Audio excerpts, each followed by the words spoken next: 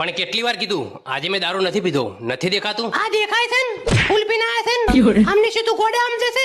અમને ને ખબર પડતી હોય દારૂડિયા. તું મને દારૂડિયો કે છે?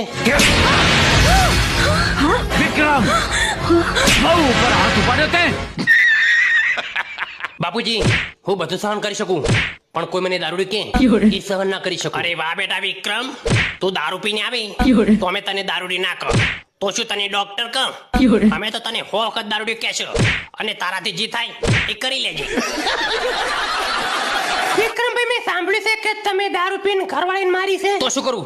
આખા ગામમાં ઢોલ પીટીને કહું કે મેં દારૂ પીની ઘરવાળીને મારી છે? सही बात है। અરે તું ગુસ્સે કેમ થાય છે? હું તો તને ખાલી પૂછું જ છું. તો તું એ સાંભળી લે, એને મને દારૂડિયો કીધું અને પછી મેં તેને બે કોણ પટાઈને લગાવી દીધી. તો શું કરું?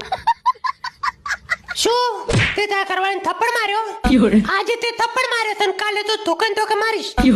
તો કજે નહીં સુધર્યું દારૂડિયા, બધો વખત તારો જ હશે. पहली फुर्सत में निकल, कोई जरूरत नहीं हिंदुस्तान को तेरी।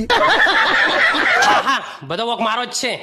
રોજ દારૂ પીને આવું તારે મને દારૂડિયો કીને બોલાવે છે, અને આ વખતે તો થપ્પડ માર્યો છે અને એલી વખતે ધોકે ને ધોકે મારીશ અને તું પણ જતી રહેજે, નકર